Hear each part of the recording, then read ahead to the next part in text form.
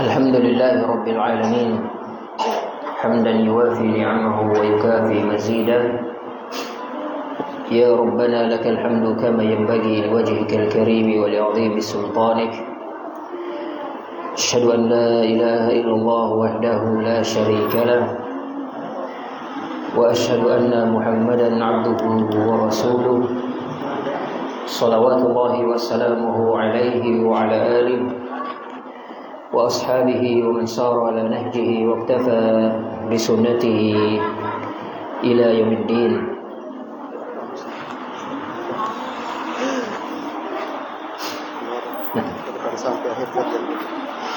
قال الله تبارك وتعالى في كتابه الكريم يا أيها الذين آمنوا اتقوا الله حق تقاته ولا تموتن إلا وأنتم مسلمون. أما بعد جماعة صلاة مغرب Masjid Nurus Salam rahimani rahimakumullah. Alhamdulillah, segala puji hanya milik Allah Subhanahu wa taala. Salawat serta salam selalu kita haturkan untuk Nabi kita yang mulia Nabi Muhammad sallallahu alaihi wasallam, kepada para sahabat beliau, keluarga beliau dan seluruh umat beliau yang setia mengikuti sunnah beliau sampai hari kiamat. Alhamdulillah, pada malam hari ini kita bisa kembali berkumpul, masih melanjutkan pengajian rutin kita dalam kitab Khulasah Nurul Yaqin fi Sirati Sayyidil Mursalin, tentang ringkasan sirah Nabi Muhammad sallallahu alaihi wasallam yang kita baca dari kitab Nurul Yaqin. Ahibatul kiram rahimani rahimakumullah. Sungguh Nabi Muhammad sallallahu alaihi wasallam beliau merindukan bertemu dengan umat-umat beliau, yakni kita semuanya. Sebagaimana hadis ketika Nabi sallallahu alaihi wasallam mengatakan wadittu anni qad ra'ayna ikhwanana.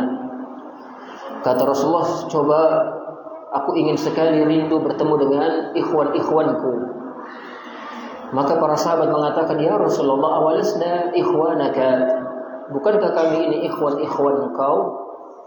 Kata Nabi, antum ashabi, adapun kalian adalah sahabat-sahabatku. Siapa ikhwan-ikhwanku? Kata Nabi, alladzina yu'minuna bi wa lam yarawni. Ikhwan-ikhwanku adalah yang beriman kepadaku sedangkan mereka belum pernah melihat aku.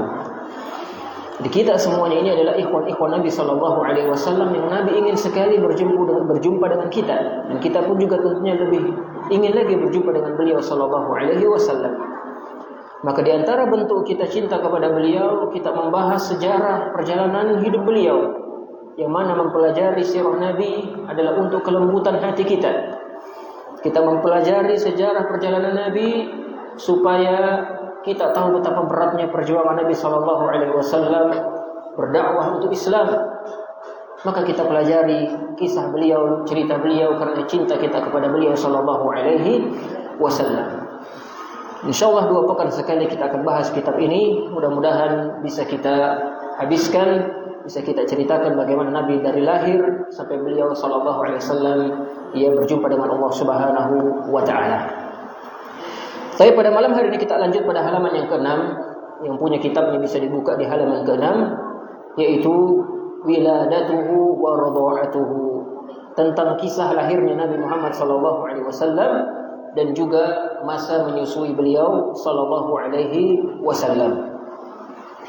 Berkata penulis rahimahullahu taala, wulida sallallahu alaihi wasallam di Makkah yaumal itsnain الثاني عشر من ربيع الأول عام الفيل.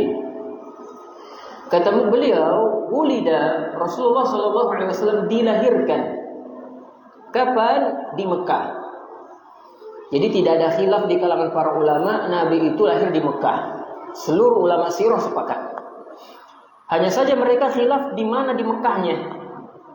Ada yang mengatakan di Darul Kainah, yakni di tanahnya Bani Hashim.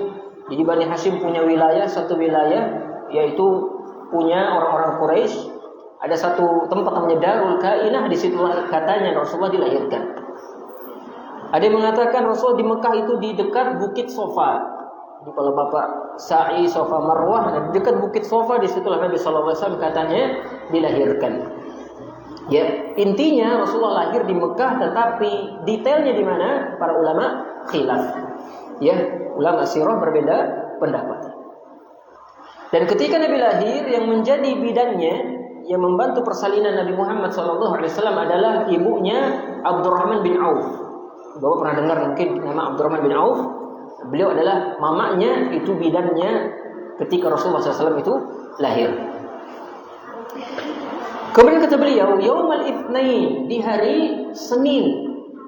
Dan ini juga tidak ada khilaf di kalangan para ulama tentang lahirnya Nabi hari Senin. Tidak ada khilaf. Seluruh ulama sepakat Nabi lahir di hari Senin karena hadisnya jelas. Hadis Bukhari tentang puasa hari Senin.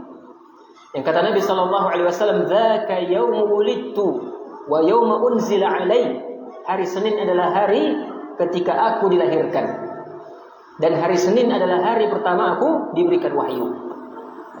Maka tidak ada khilaf di kalangan para ulama, Rasulullah SAW lahir hari Senin. Al-Thani Ashar, tanggal 12. Yang ini terdapat khilaf. Kalau Bapak baca karya Imam Ibnu Katsir rahimahullah tentang tanggal berapa Rasulullah lahir, terdapat 7 pendapat dari ulama sirah. Ya, disebutkan oleh Imam Az-Zahabi juga, disebutkan juga di dalam Tarikh Ibnu Hisham, yakni buku sirah yang terkenal. Ada yang mengatakan tanggal 2, ada yang mengatakan tanggal 8, tanggal 9, tanggal 10, tanggal 12, tanggal 17, dan ada yang mengatakan tanggal 22. Jadi ada 7 pendapat tentang tanggal lahirnya Rasulullah SAW. Ini konfidin rahimani rahimakumullah. Hanya saja jumhur ulama sirah, ulama sejarah, mereka berpendapat yang paling rajih dan yang paling kuat menurut banyak ulama sirah adalah tanggal 12.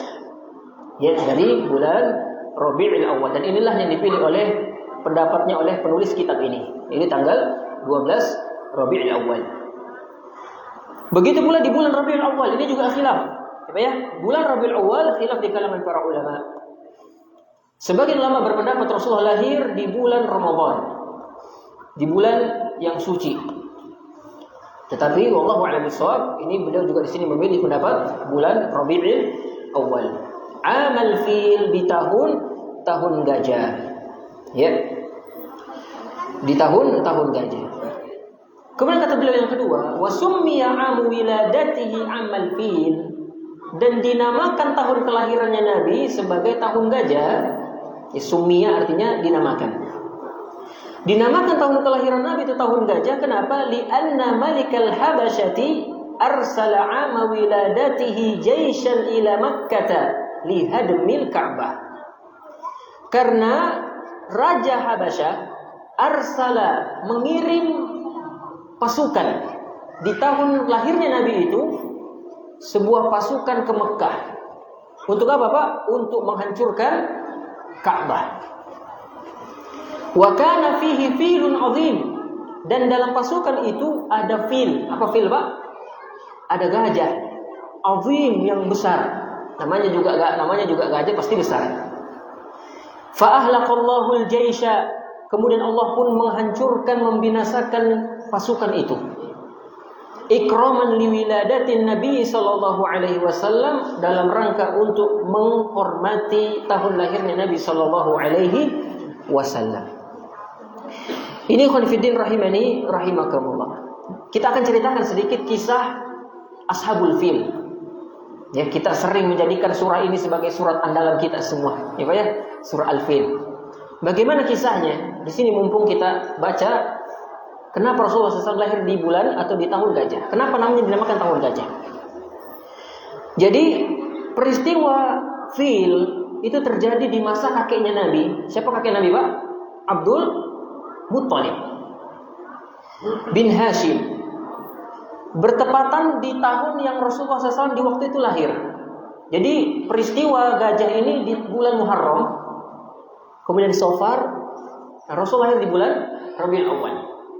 Jadi hanya berselang beberapa bulan setelah peristiwa gajah, lahirlah Rasulullah SAW. Terjadi di bulan Muharram tahun 571 Masehi. Sekarang 2025, tahun 571. Berarti sudah berapa tahun yang lalu, Pak? Sudah 1400-an tahun yang lalu. Kenapa ini terjadi? Para ulama menyatakan ada raja namanya Abraha. Dia adalah wakil Raja Habasyah di Yaman. Jadi dia tinggalnya di Yaman, punya kerajaan Raja Habasyah. Dia melihat orang-orang Arab ini setiap tahun di bulan-bulan Zulhijjah selalu pergi ke Mekah berbondong-bondong untuk berhaji. Jadi syariat haji ini Pak sudah ada sejak zaman dulu. Bahkan sudah ada sejak zaman Nabi Ibrahim. Dan sisa-sisa ajaran haji itu masih ada, maka di masa jahiliyah. Maka raja ini melihat berbondong-bondong orang pergi ke Mekah, pergi berhaji. Akhirnya dia pun iri. Dia pun juga pengen kalau Yaman ini ramai. Yaman ini didatangi orang berbondong-bondong. Maka untuk mengalihkan perhatian manusia, maka mereka pun si Raja Habasyah ini membangun gereja. Ya, di Yaman. Yang megah yang besar namanya Al-Qulais. Nama tempatnya apa, Pak? Qulais. Kemudian mendengar ini ada seorang masyarakat Mekah, ya, dari Bani Kinanah, dia pun rela berangkat dari Mekah menuju Yaman, ngapain? Untuk melecehkan gereja itu. Maka dia bawa barang, dia bawa onta, dia pergi berkelana sampai ke Yaman, sampailah di gereja namanya Al-Qulais tadi. Kemudian dia buang air besar, Pak. BAB dia. Setelah BAB itu kotorannya diolesin ke dinding-dinding gereja itu. Dihinakan. Jadi gerejanya bau kotoran. Maka Abraha ketika tahu gerejanya dilumuri kotoran manusia, dia marah. Dia mengatakan tidak lain dan tidak bukan, pasti ini ulahnya orang-orang Mekah. Karena mereka tidak suka saya bikin tandingan. Akhirnya Abraha memimpin pasukan berjumlah 60.000 orang. Berangkat dari Yaman menuju Mekah. Untuk apa? Untuk menghancurkan Mekah. Karena sudah dikasih kotoran gerejanya.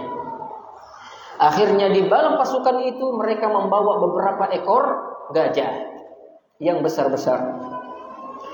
Kemudian ketika mereka berjalan menuju Mekah, tidak ada satupun orang yang berani mencegahnya. Karena dia raja, dia berwibawa. Dan saat itu masyarakat Arab, masyarakat yang lemah, tidak memiliki kekuatan militer untuk mencegahnya. Akhirnya mereka pun jalan sampailah mereka di dekat Ka'bah. Ketika sebelum sampai di Mekah, mereka mengambil dan merampas harta-harta miliknya orang-orang Quraisy. Termasuk yang diambil hartanya adalah ontanya kakeknya Rasulullah, yaitu Abdul Muttalib. Diambil berapa? 200 ekor onta dirampas sama Raja Abraha. Akhirnya Abdul Muttalib pun datang. Dia datang kepada Raja Habasyah, Abraha. Ketika dia datang, awalnya si raja ini duduk. Ketika Abdul Muttalib datang langsung berdiri. Saking menghormatinya Abdul Muttalib. Jadi dia sangat berwibawa. Akhirnya Abdul Muttalib pun datang. Apa kata Abdul Muttalib? Kata Raja Habasyi, ya, ma hajatuka? Apa hajatmu kesini wahai Abdul Muttalib? Kata Abdul Muttalib, hajati an yaruddal maliku alayya mi'atai ba'ir allati akhadaha. Aku mau onta-ontaku yang 200 ekor onta kembalikan. Kembalikan onta-ontaku. Anggapannya si raja, si Abdul Muttalib ini datang untuk merengek-rengek. Gak usah raja, jangan dihancurin Ka'bah. Kesian Ka'bah ini, tolong jangan hancurkan. Ini tempat bersejarah buat kami. Itu dikiranya siapa? Abraha. Ternyata datangnya Abdul Muttalib untuk minta kembalikan onta. Tambah jengkellah Abraha. Ini Abdul Muttalib bukannya merengek-rengek supaya tidak dihancurkan Ka'bah, malah minta jangan kembalikan ontanya. Minta dikembalikan ontanya. Apa kata Abraha? Qad kuntu a'jabatni hina ra'aituka thumma zahadtu fika hina makallamtani. Kata Abraha, tadi ketika kamu datang aku segan, aku ta'zim. Aku sangat hormat kepadamu wahai Abdul Muttalib. Tetapi ketika kamu sudah mulai ngomong, hilanglah sudah hormatku kepadamu. Ternyata kamu datang cuma untuk onta, bukan untuk Ka'bah. Apa kata Abraha? Atukallimani fi mi'atai ba'ir? Apakah kamu datang hanya untuk 200 onta? Kata beliau, wa tatruk baitan huwa dinuka wa dinu abaika qad ji'ta. Dan kamu meninggalkan Ka'bah, kamu tidak bahas Ka'bah yang itu adalah agamamu, agamanya nenek moyangmu. Kamu tidak bahas, malah kamu bahas onta. Lihadmi la tukallimani fi. Sungguh akan kuhancurkan Ka'bah, betul-betul kuhancurkan dia. Jangan halangi aku. Itu kata Abraha. Kemudian Pak Abdul Muttalib, beliau punya perkataan yang perkataan ini diabadikan para ulama. Perkataan yang sangat indah. Apa kata Abdul Muttalib? Ana rabbul ibil. Aku ini pemilik onta. Aku minta ontaku kembalikan. Walil baiti rabban sayamna'uhu. Tetapi Ka'bah itu juga punya pemilik. Pemiliknya langsung yang akan menjaganya. Ini kata Abdul Muttalib. Saya ulangi. Kata Abdul Muttalib, saya ini pemilik onta. Saya mau ontaku kembali. Adapun Ka'bah sudah ada pemiliknya. Yaitu siapa, Pak? Allah. Biarkan pemiliknya yang menjaganya, bukan saya. Akhirnya Abraha pun marah. Abraha pun jengkel, betul-betul dia jalan ingin menghancurkan Ka'bah. Kemudian ikhwan fillah rahimani rahimakumullah, ketika sudah sampai di suatu tempat di dekat Ka'bah, barakal ibil, ontanya berderum, ontanya stop. Setiap kali mengarah ke Ka'bah, tidak mau jalan. Onta dan gajah-gajahnya. Kalau ke arah lain mau jalan, tapi ke arah Ka'bah tidak mau jalan. Nama gajahnya waktu itu adalah Mahmud. Nama gajahnya Abraha siapa? Mahmud. Jadi Bapak kalau punya teman gendut-gendut sedikit, jangan bilang ini Mahmud, ini apa? Gajahnya Abraha. Ya. Jadi saya punya teman namanya Mahmud, Pak. Gede-gede badannya, gendut. Kan diolokin apa? Gajahnya Abraha. Maka ikhwan fillah rahimani rahimakumullah, ketika sudah OTW Mekah, OTW Ka'bah, kalau dia arah ke Ka'bah tidak mau dia jalan. Dipukul-pukul sama Abraha, disiksa, dipukul-pukul tidak mau jalan. Tapi kalau diarahkan ke tempat lain jalan. Akhirnya ikhwan fillah rahimani rahimakumullah, tiba-tiba Allah kirim burung-burung yang membawa batu-batuan, yang batu-batu ini terbakar.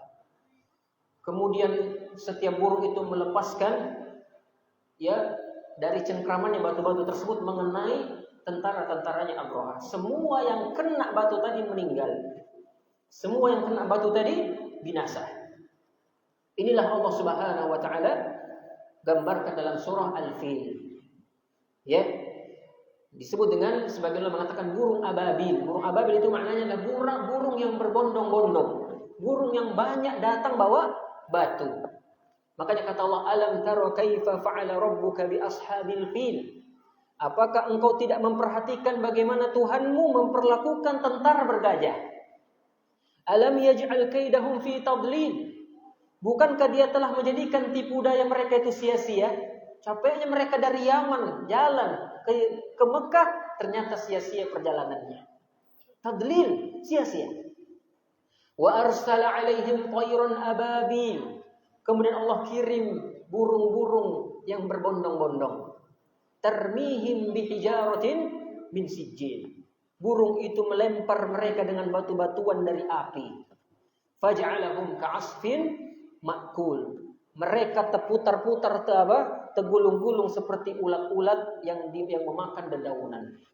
Jadi mereka terbakar kena api langsung menciut. Inilah kisah ashabul fil. Dan ini bapak-bapak dan ibu yang dirahmati Allah Azza wa Jalla terjadi 2 bulan atau 1 bulan sebelum lahirnya Rasulullah sallallahu alaihi wasallam. Makanya tahun itu disebut dengan tahun gajah, identik dengan gajah. Kenapa? Karena tahun itu pasukan bergajah datang menghancurkan Ka'bah, tapi mereka tidak berhasil dibinasakan oleh Allah Subhanahu wa taala. Ini khonifidin rahimani rahimakumullah. Dari kisah ini kita bisa ambil faidah dan pelajaran. Apa pelajarannya? Kehinaan bagi orang-orang yang memusuhi agamanya Allah. Siapa yang berusaha memusuhi agama Allah, menghancurkan, menghinakan agama Allah, pasti mendapatkan kehinaan. Ima kehinaan di dunia ataupun kehinaan di akhirat. Baru-baru ini ada seorang kafir yang suka membela Israel dan suka mengejek-ngejek Palestina. Mati terhina, di sniper lehernya mati di sebuah acara di kampus. Selesai. Dihinakan oleh Allah Subhanahu wa taala. Ya, Abraha dengan pasukannya 60.000 orang, tentara bergajah, tidak berdaya hanya karena burung-burung kecil yang membawa batu-batuan.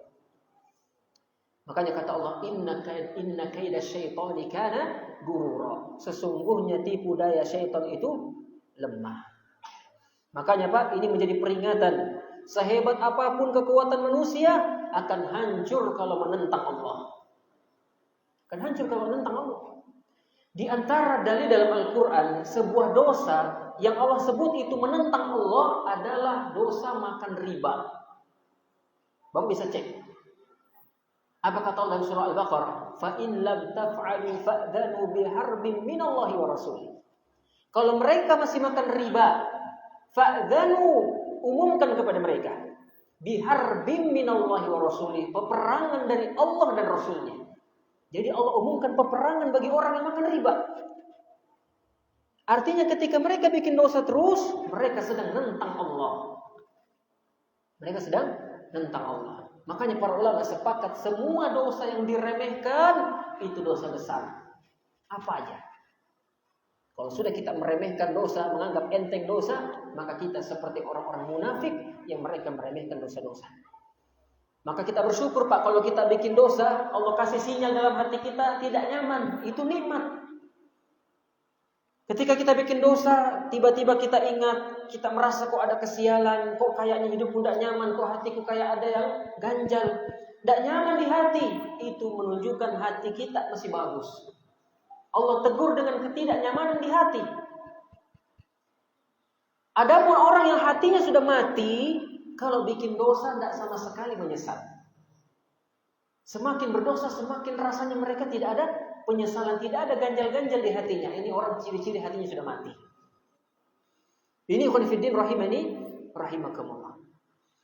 Kemudian faedah yang lain dari kisah Abraha ini, kisah pasukan bergajah, bahwasanya Ka'bah itu adalah rumah suci yang telah Allah jaga sejak zaman dahulu kala. Allah menunjukkan bahwa Ka'bah dijaga langsung oleh Allah. Betul tadi ucapan Abdul Muttalib, aku memilih onta, aku jagain ontaku. Adapun Ka'bah sudah ada pemiliknya Allah, maka dialah Allah lah yang akan menjaganya. Dan sampai hari ini Ka'bah tetap dijadikan kiblatnya oleh kaum muslimin, berkumpul mereka beribadah di sana. Makanya kata Allah, inna awwala baitin wudi'a lin-nasi lalladzi bi Bakkah mubarakan wa hudan lil alamin. Sesungguhnya rumah yang mula-mula dibangun tempat ibadah untuk manusia adalah bi Bakkah mubarakan, yaitu Mekah yang berkah, yaitu Ka'bah. Wa hudan lil alamin, sebagai petunjuk bagi manusia. Ini khonifuddin rahimani rahimakumullah. Maka Ka'bah Allah lah yang akan menjaganya.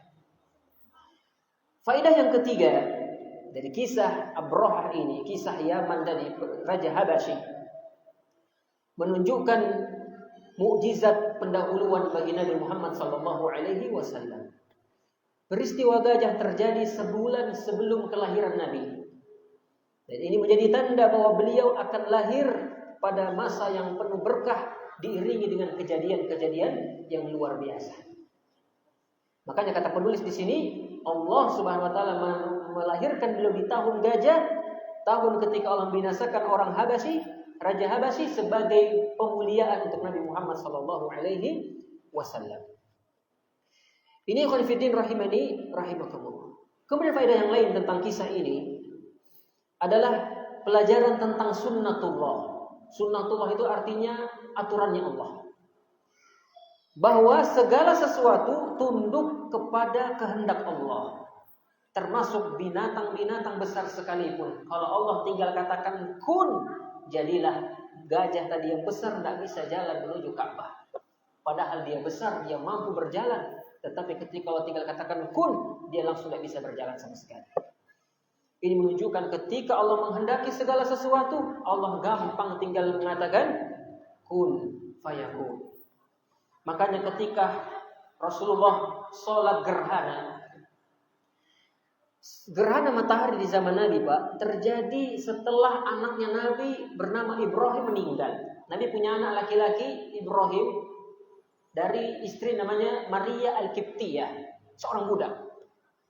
Lahir namanya Ibrahim. Ibrahim lagi lucu-lucunya meninggal. Rasulullah manusia, beliau juga sedih sekali ketika anaknya meninggal. Sebagai manusiawi. Tidak lama setelah Ibrahim meninggal, terjadi gerhana matahari. Dan kita tahu Pak, kalau gerhana matahari tiba-tiba gelap seperti malam. Maka terdengarlah desas-desus bahwasanya terjadi gerhana ini karena kematian anaknya Rasulullah. Maka masih ada sisa-sisa jahiliyah mengait-ngaitkan peristiwa alam dengan sesuatu. Ini disebut dengan tatoyur. Maka Rasulullah mengadakan sholat gerhana, kemudian Rasulullah SAW menjelaskan kepada para sahabat, menghilangkan sisa-sisa jahiliyah. Apa kata Nabi? Inna syamsa wal qamara ayatani min ayatillah. Sesungguhnya matahari dan bulan itu adalah tanda-tanda kekuasaannya Allah. La yankhasifani li mauti ahadin wala li hayati. Tidak ada kaitannya gerhana itu dengan kematian seseorang, dan tidak ada kaitannya gerhana itu dengan kehidupan seseorang. Tidak ada, kata Nabi. Ini murni kejadian adalah karena kehendak Allah. Artinya kalau Allah menghalangi matahari cahayanya, Allah akan mudah sekali bagi Allah. Dan itu menunjukkan Nabi ingin apa? Menunjukkan kepada para sahabat segala sesuatu tunduk ketika Allah mengatakan kun. Matahari, bulan, semua bisa Allah tutup cahayanya. Dan bahkan bisa Allah hancurkan kapanpun Allah mau.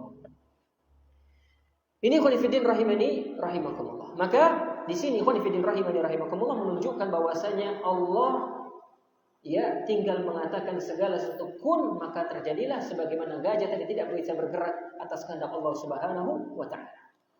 Tapi kita lanjut pada poin yang ketiga. Kemudian kata penulis, wa arda'athu ba'da ummihi Thuwaibah al-Aslamiyah. Dan yang menyusui Nabi setelah ibunya adalah Thuwaibah al-Aslamiyah. Siapa itu Thuwaibah? Khadimatu ammihi Abi Lahab, yaitu budaknya pamannya Rasulullah, yaitu Abu Lahab. Jadi Abu Lahab punya budak namanya Thuwaibah. Nah, Thuwaibah inilah yang menyusui Nabi setelah ibunya Aminah. Thumma Halimatus Sa'diyah. Kemudian menyusui Nabi setelah itu adalah Halimah As-Sa'diyah. Ila an balagha umruhu 4 sanawatin. Sampai umurnya Rasulullah SAW mencapai 4 tahun. Ya, sampai umurnya Nabi 4 tahun. Ikhwani fiddin rahimani rahimakumullah. Setelah dilahirkan oleh Aminah, Rasulullah SAW itu disusui oleh ibunya Aminah itu cuma 3 sampai 7 hari. Para ulama mengatakan 3 hari sampai 7 hari. Itu masa menyusui Aminah. Kemudian Rasulullah SAW dibawa kepada Thuwaibah. Thuwaibah ini tadi mantan budaknya Abu Lahab. Selama beberapa hari.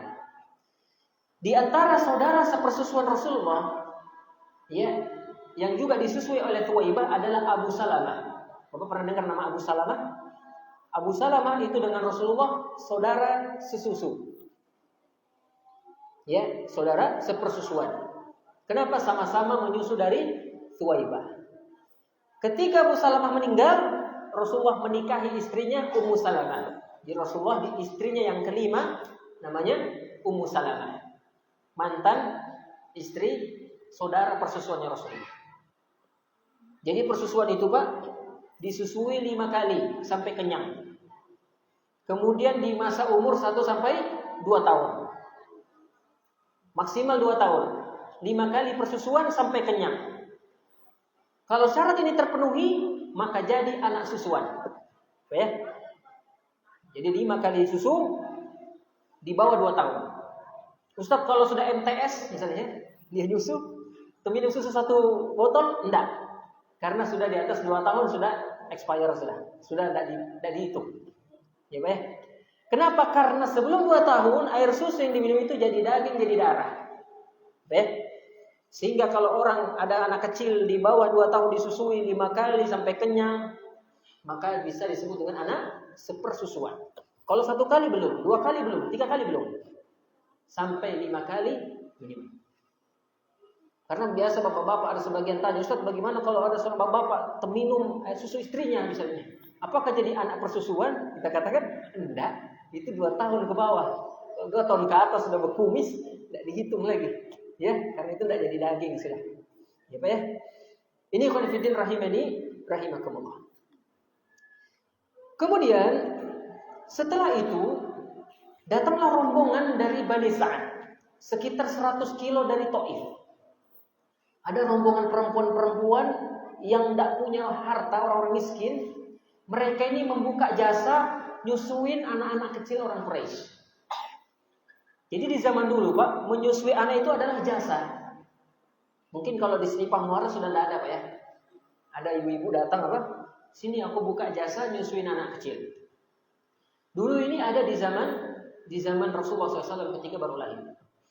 Maka datanglah para perempuan banyak dari Bani Sa'ad. Di antara orang di situ adalah Halimah As-Sa'diyah. Mereka datang ke Mekah untuk cari anak-anak yang mau disusui. Kemudian semua wanita-wanita tadi dapat anak. Ini disusuin anaknya ini, anaknya ini, anaknya. Tinggallah Rasulullah SAW sendirian. Semua wanita-wanita tadi tidak mau susui Nabi. Kenapa? Karena beliau anak yatim. Ya, Pak ya? Beliau anak yatim. Dan kita tahu yatimnya Nabi adalah yatim yang paling tinggi derajatnya. Kita sudah sebutkan pekan lalu. Yatim itu bertiga tingkat. Ada yatim yang sudah ngerti. Seperti anak-anak begini, namanya yatim sudah ngerti. Kalau meninggal bapaknya nangis dia. Ya, Pak ya? Yatim sudah ngerti. Ada yatim yang belum ngerti. Umur 1 tahun, 1 tahun setengah, mungkin 6 bulan. Yatim belum ngerti. Ada yang paling tinggi derajatnya. Dia belum lahir, sudah meninggal bapaknya. Dia belum ada kalau di muka bumi ini sudah tidak ada, orang tua sudah meninggal. Itu disebut yatim yang paling tinggi kedudukannya. Dan Rasulullah yatim yang seperti itu. Maka perempuan-perempuan tadi dari Bani Sa'ad semuanya menolak, tidak mau nyusuin Nabi. Kenapa? Karena bahasa Inggrisnya Bapak, deka kedoina. Tidak ada uang ini anak kecil, tidak bisa Pak, tidak bisa bayar kita. Sehingga semuanya pun tidak mau. Setelah Halimah cari-cari anak kecil, cari-cari, qadarullah tidak ketemu.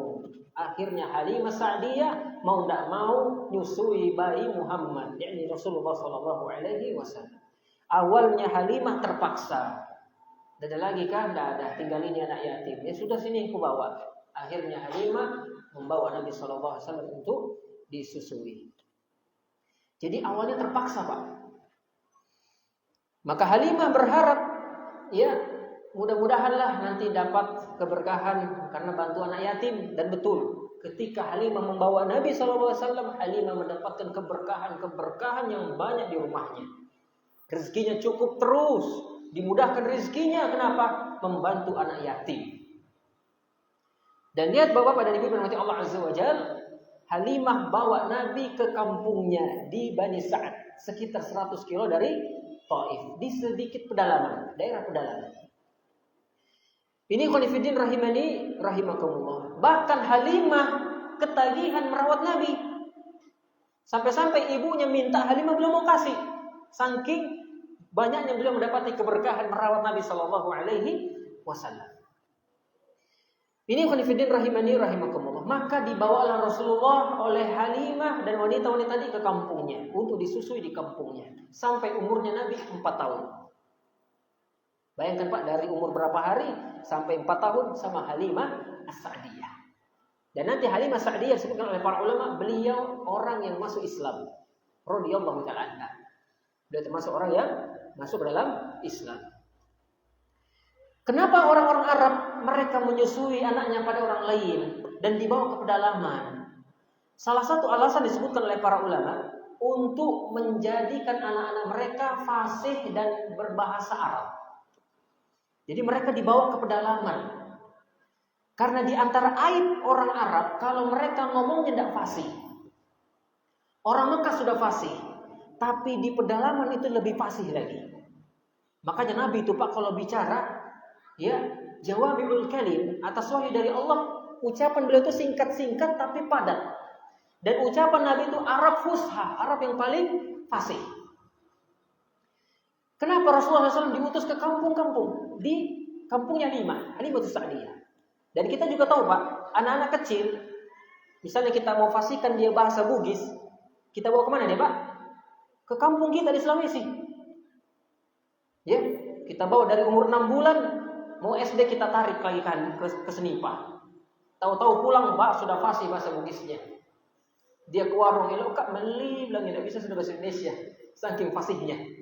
Ya, orang yang mau pintar bahasa Banjar, kirim ke kampung Banjar sana, taruh di pedalaman Banjar sana, jadi fasih bahasa Banjar. Begitu pula orang Arab, mereka membawa anak-anak mereka pedalaman supaya pulang bahasa Arabnya fasih. Ini menunjukkan bagaimana orang Arab itu sangat perhatian dengan bahasanya. Ya. Ini khonifidin rahimani rahimakumullah. Kemudian Rasulullah SAW pun bersama Halimah, kemudian terjadilah peristiwa pembelahan dada. Rasulullah lagi main-main di umur 4 tahun, biasa anak-anak kecil, tiba-tiba datang sosok 2 manusia atau 2 orang, tiba-tiba membaringkan Nabi, kemudian dibelahlah dada Nabi SAW. Kisah ini dengan hadis yang sahih, banyak kita bisa baca di buku-buku sirah. Rasulullah dibedah dadanya, dibelah oleh Jibril, kemudian diambil hatinya, kemudian dicuci dengan air Zam-Zam, kemudian dimasukkan lagi. Ketika teman-teman sebayanya melihat, maka teman-temannya Rasulullah ke rumahnya Halimah manggil, ya Ummah, wahai ibu susunya Nabi, Muhammad sudah dibunuh. Kenapa tadi dibelah dadanya? Dan kata Anas bin Malik, aku melihat bekas Rasulullah dibelah dadanya masih ada sampai dewasa. So ada bekas dibelah dadanya. Rasulullah dibelah dadanya 2 kali. Yang pertama ketika Rasulullah umur 4 tahun. Ketika Rasulullah dibelah dadanya tadi, pas Halimah lewat, Halimah balik, ternyata Rasulullah sudah sadar. Rasulullah sudah bisa berjalan. Tetapi teman-teman yang melihat proses pembelahan dada tadi. Ketika Halimah lihat ini, Halimah takut terjadi apa-apa kepada Nabi Shallallahu Alaihi Wasallam. Akhirnya Halimah kembalikan Nabi Muhammad ke Mekah ke mamanya. Takut nanti kalau terbunuh dia yang dituduh, dia yang dikira membunuhnya. Maka Halimah balikkan Nabi Shallallahu Alaihi Wasallam kepada Aminah. Itulah kisah kenapa Rasulullah dikembalikan kepada ibunya, karena habis peristiwa pembelahan dada. Ini khonifidin rahimani rahimakumullah. Faedah dari kisah ini, kisah Halimah tadi, kita bisa mengambil faedah bahwasanya apa yang kadang-kadang kita benci, kita tidak suka, ternyata banyak kebaikan yang Allah inginkan.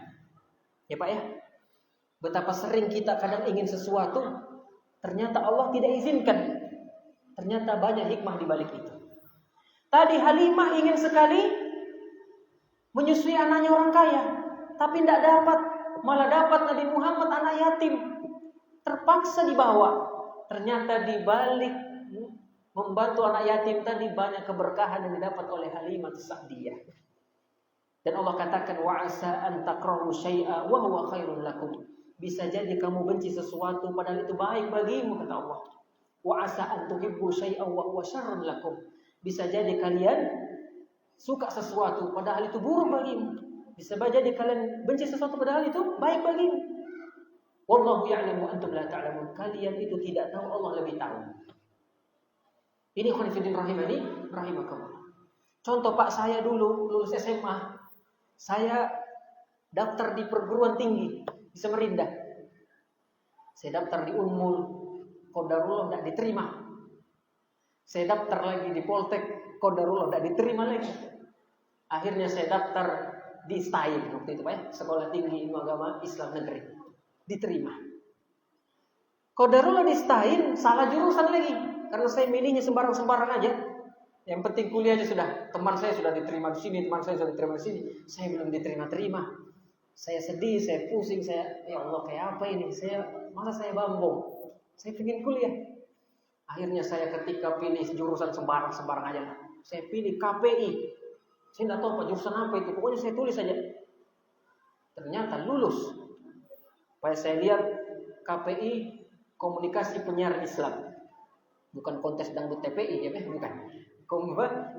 Komunikasi Penyiaran Islam. Saya lihat prospek kerjanya. Saya cari di Google, saya baca-baca. Kerjanya nanti di stasiun televisi, stasiun radio, kayak gitu-gitu. Saya bilang, mau ngapain saya kerja begini? Aduh, saya sempat lemas itu Pak. Dari sekian ratus mahasiswa, cuma 7 orang yang mau kuliah itu. Saya termasuk di antara 7 orang itu. Saya waktu ospek ini mana temanku nggak ada yang satu jurusan. Semuanya jurusannya tarbiyah, jurusannya PAI ini. Saya aja sendirian kayaknya jurusan itu. Saya bilang, aduh kuliah apa sudah saya. Salah jurusan. Di balik itu ternyata saya malas belajar Pak. Akhirnya sudah bayar, sudah ospek, sudah semua.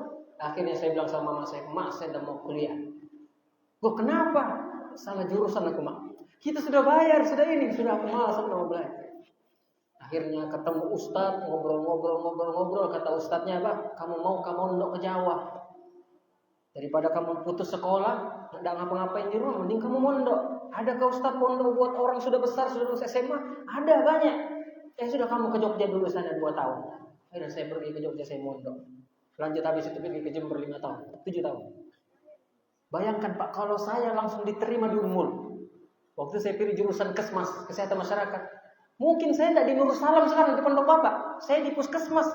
Senipas ini mungkin Pak. Melayani bapak-bapak apa? Berobat. Kalau saya diterima di Politeknik, jurusan alat berat, mungkin saya sudah ditambang sana Pak. Untuk ngerjain alat-alat berat. Allah jadikan saya tidak diterima di sini, tidak diterima di sini, salah jurusan di sini. Itu awalnya kita sedih. Ya Allah, kenapa saya tidak diterima? Kenapa saya diterima? Tetapi ternyata setelah saya tarik kesimpulan, ternyata Allah pilihkan saya yang lebih baik daripada itu semua. Saya dipilihkan untuk belajar agama. Itu hikmah dibalik apa yang kita tidak suka. Ini khonifidin rahimani rahimakumullah. Betapa banyak orang ditunda punya anak. Di balik ditunda punya anaknya apa? Dia menjadi orang yang suka sholat malam. Ketagihan sholat malam. Suka menangisi dosa-dosa di sepertiga malam terakhir. Kenapa? Merengek-rengek kepada Allah di sepertiga malam. Minta anak. Sekiranya Allah kasih anak langsung. Tidak ada itu tangisan-tangisan di sepertiga malam terakhir. Tidak ada itu minta-minta merengek-rengek sama Allah. Allah tunda kasih anak. Ternyata Allah ingin tetesan-tetesan air mata di sepertiga malam terakhir dia. Lihat Pak. Maka kalau kita kena musibah, berbaik sangka sama Allah. Kita berbaik sangka. Berhusnuzon. Lihat Halimah. Beliau tadi berat hati bawa Nabi Muhammad. Terpaksa. Ternyata di balik itu Allah punya kehendak yang lain. Diberkahi Halimah, bahkan diberi hidayah oleh Allah karena membantu anak yatim. Dan Allah bicara ayat tadi itu konteksnya konteks jihad. Siapa sih yang suka perang, Mbak? Sebelum ayat tadi apa kata Allah? Kutiba alaikumul qitalu wa huwa kurhun lakum. Diwajibkan atas kalian perang dan kalian tidak suka perang. Siapa sih yang suka perang, Pak? Perang berarti berpotensi kita menjadi orang yang akan mati. Perang berarti berpotensi anak kita jadi anak yatim, istri kita jadi janda. Perang bisa menjadikan kita ketakutan menghadapi musuh. Banyak Pak kesukaran ketika perang. Kata Allah, kami wajibkan perang dan kalian tidak suka perang. Kemudian kata Allah, wa'asa an takrahu syai'an wa huwa khairun lakum. Bisa jadi kalian benci sesuatu padahal itu baik bagi kalian. Bisa jadi kalian suka sesuatu itu buruk buat kalian. Kalau kita mati syahid, Pak, sejak darah pertama langsung diampuni dosa-dosa kita semuanya. Ketika kita mati syahid, 40 orang kerabat kita bisa kita kasih syafaat. Mama kita, bapak kita, adik kita, kakak kita, semuanya orang-orang dekat kita kasih syafaat untuk mudah masuk surga. Itu orang mati syahid. Maka kata Allah, bisa jadi kalian benci, padahal bagus untuk kalian, baik. Ini khonifidin rahimani, rahimakumullah. Jadi Allah yang paling tahu tentang maslahat hambanya. Kita baik sangka saja. Karena sebagian orang kadang dikasih ujian suuzon sama Allah. Allah ini jahat sama saya. Allah ini zalim sama saya. Seperti apa? Dan Allah katakan, ana inda dhanni abdi bi, aku itu tergantung prasangkanya hambaku. Semakin kita berbaik sangka sama Allah, Allah akan juga sesuai prasangka kita. Ini khonifuddin rahimani rahimakumullah. Kemudian kita ambil faedah dari kisah ini. Faedah yang kedua dari kisah menyusuinya Rasulullah SAW kepada Halimah Sa'diyah dan Thuwaibah, bahwasanya Allah Subhanahu wa taala mengajarkan kepada nabinya bahwasanya anak yatim itu memang pantas untuk kita berbuat baik kepadanya. Maka bapak-bapak kalau punya di sekitar anak yatim, berbuat baik sama mereka, Pak. Elus kepala-kepala mereka. Ini semua melembutkan hati. Ya, jangan cuma usap-usap, Pak. Kalau ada 50 kasih 50 ya 100. Ini om ini usap-usap aja bilangnya, ada uangnya. Ya, kita usap-usap, kita sayang mereka, itu semua bisa melembutkan hati kita.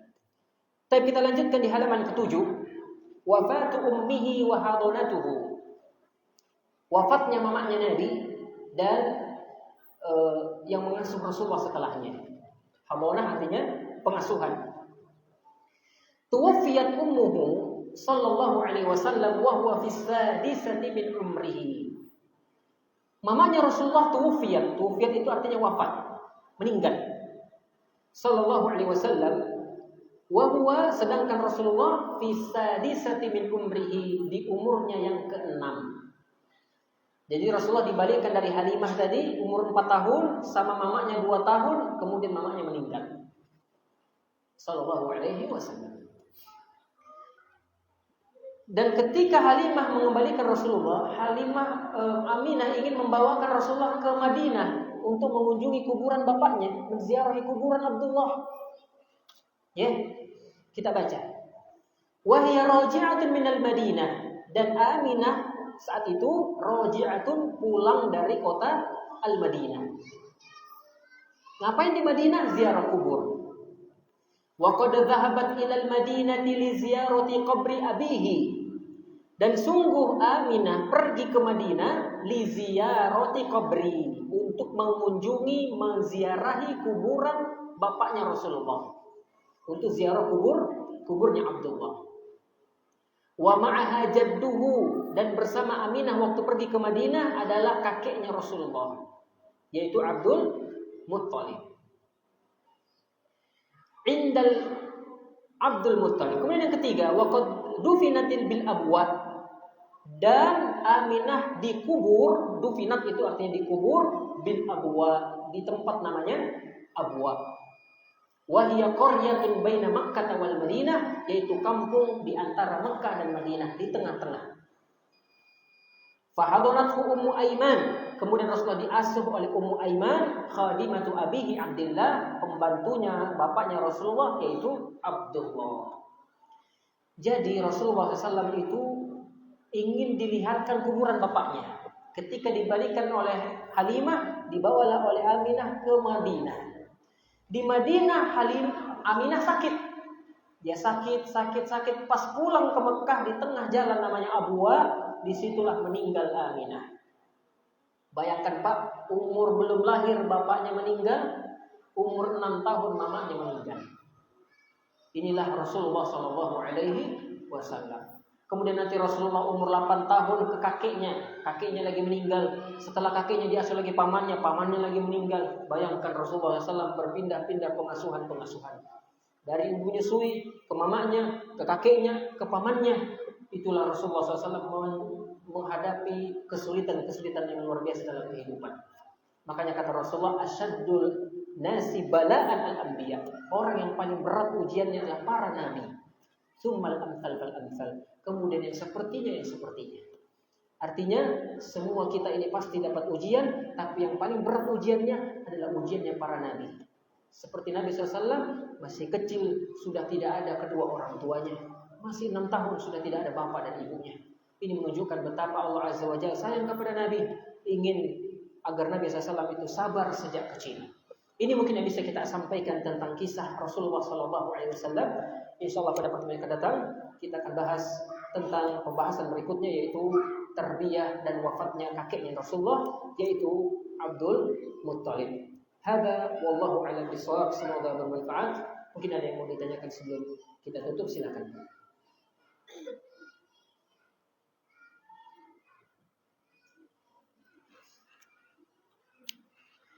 Baik, jika tidak ada, barakallahu fikum, kita tutup kafaratul majlis. Subhanallahi wa bihamdika, asyhadu an la ilaha illa anta, astaghfiruka wa atubu ilaik. Assalamualaikum warahmatullahi wabarakatuh.